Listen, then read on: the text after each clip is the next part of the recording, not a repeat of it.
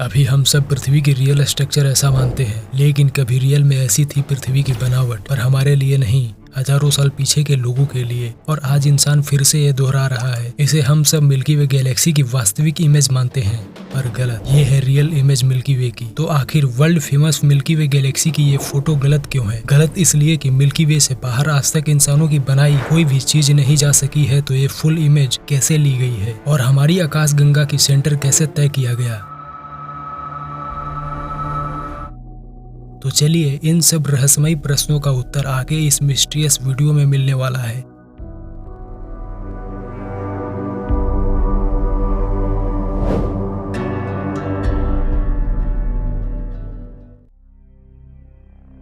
हमारी आकाश गंगा मिल्की वे की एक छोर से दूसरी छोर पर अगर आप 1 सेकंड में 3 लाख किलोमीटर प्रति सेकंड की रफ्तार से जाएंगे तो आपको 1 लाख साल लग जाएंगे। इंसानों के लिए 1 लाख वर्ष बहुत ही ज्यादा होता है।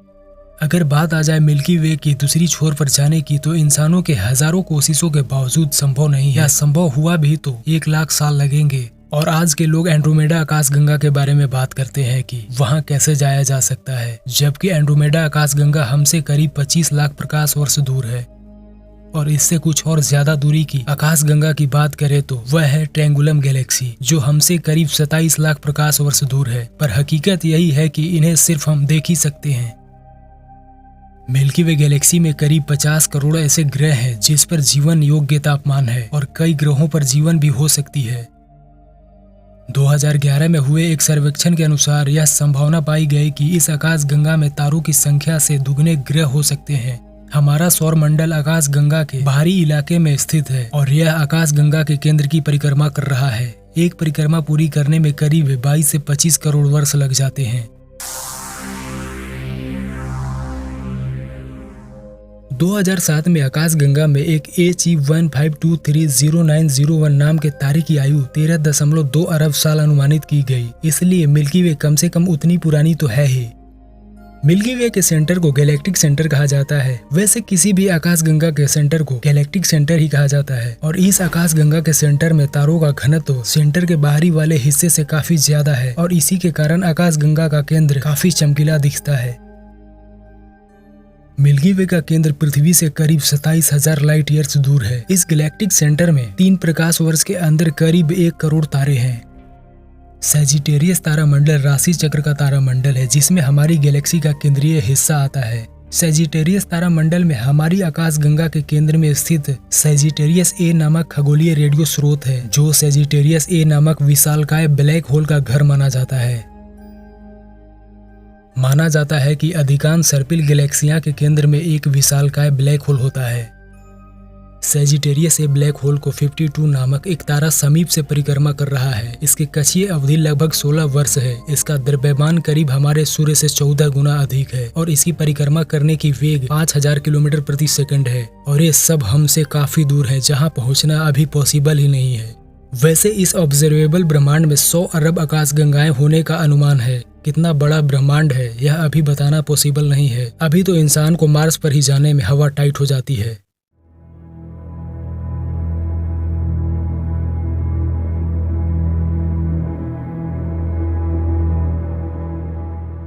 अब बात करते हैं मिल्की वे गैलेक्सी की फुल तस्वीर की। तो इस इमेज को देखिए, यह है धरती की सतह से मिल्की वे की ली गई इमेज। अब इस इमेज को देखिए, इसे अंतरिक्ष में स्थापित टेलीस्कोप से लिया गया। जमीन और अंतरिक्ष दोनों से कई अलग अलग दूरबीनों ने अलग अलग दिशाओं में मिल्की वे की चित्र ली, और इन सब चित्रों की कंप्यूटर से टाइम और डायरेक्शन के आधार पर सिमुलेट किया गया, और तब जाकर ये रिजल्ट आया कि हमारी मिल्की वे ऐसी दिखती है।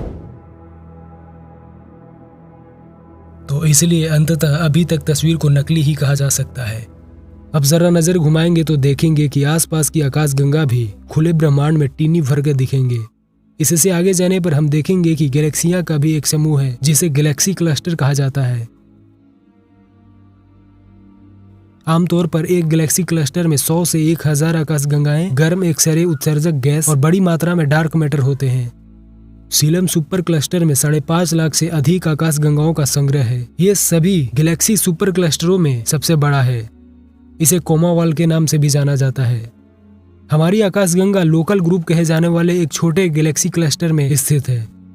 लोकल ग्रुप में 36 आकाश गंगाएं हैं, जिसमें मिल्की वे भी शामिल है और हमारी आकाशगंगा बड़ी आकाशगंगाओं में से एक है और यह लोकल ग्रुप एक सुपर क्लस्टर के किनारे पर स्थित है। इसके निकटतम पड़ोसी बड़े मैगेलेनिक बादल और छोटे मैगेलेनिक बादल है।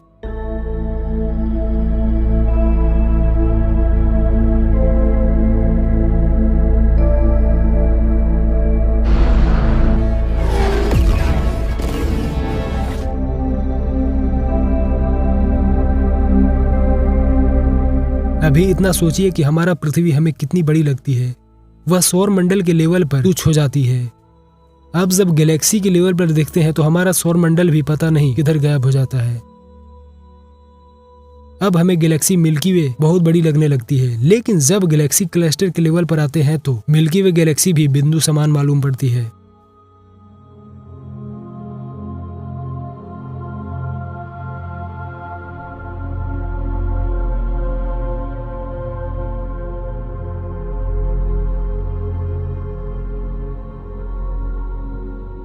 अभी यहीं तक सीमित नहीं है, इन गैलेक्टिक क्लस्टरों का भी दादाजी बैठे हैं यहाँ और इन्हें गैलेक्टिक सुपर क्लस्टर कहा जाता है।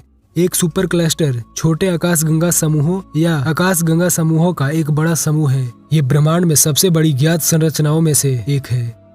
मिल्की वे लोकल ग्रुप आकाशगंगा समूह का हिस्सा है जो लानियाकिया सुपर क्लस्टर का हिस्सा है। लानियाकिया सुपर क्लस्टर में लगभग 1 लाख आकाशगंगाएं शामिल है जो 520 मिलियन लाइट ईयर से अधिक में फैली हुई है। इस स्तर पर देखें तो हमारी पृथ्वी, सौर मंडल, तारे, ग्रह क्या एक साथ कई आकाशगंगाएं गायब हो गई तो इंसान एक कीड़ा के बराबर भी नहीं है।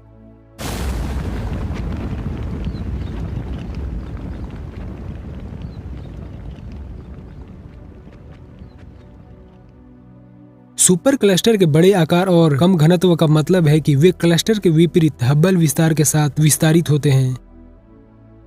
ऑब्जर्वेबल ब्रह्मांड में सुपर क्लस्टर की संख्या 10 मिलियन होने का अनुमान है। मतलब जहां तक इंसान ब्रह्मांड को देख पा रहे हैं वहां तक सुपर क्लस्टरों की संख्या 1 करोड़ होने का अनुमान है।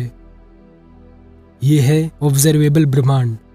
इतना ही तक इंसान देख पाता है और यह इतना विशाल है कि इंसान को अरबों खरबों जन्म लेने के बाद भी यहाँ तक पहुँच पाना असंभव है, क्योंकि इसकी दूरी को तय करने में प्रकाश को भी अरबों साल लग जाते हैं। लेकिन जब हम बात करें पूरे ब्रह्मांड की तो अभी तक मिस्ट्री ही है, क्योंकि शायद जहां तक हम ब्रह्मांड को देख पा रहे हैं वह ब्रह्मांड का एक छोटा सा भाग हो।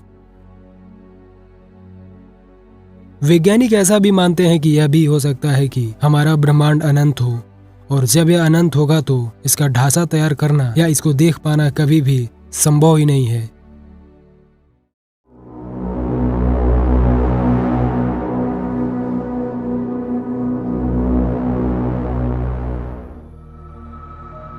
पृथ्वी से 6500 लाइट ईयर दूर सेरेपेंस तारामंडल में एक ऐसी धूल, गैस और अन्य पदार्थों से बना एक विशाल अंतरिक्षीय पिंड है जिसे पिलर ऑफ क्रिएशन नाम दिया गया है। ये पृथ्वी समेत पूरे सौर मंडल को चुटकियों में निगल सकता है।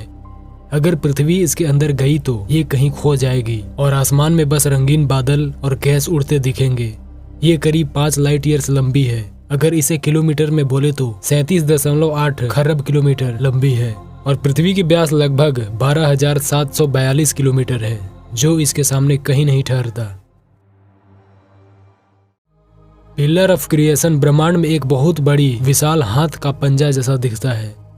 इसकी मुड़ी हुई आकृति किसी भूतहा संरचना जैसी प्रतीत हो रही है। इसकी तस्वीर पहली बार 1995 में और फिर 2014 में हब्बल टेलीस्कोप ने खींची थी। इंफ्रारेड लाइट को इंसानी आंखों से नहीं देखा जा सकता। जेम्स वेब धरतीवासियों के लिए एक जासूस की तरह काम करता है जो ब्रह्मांड के छिपे हुए नजारों की जासूसी करता है।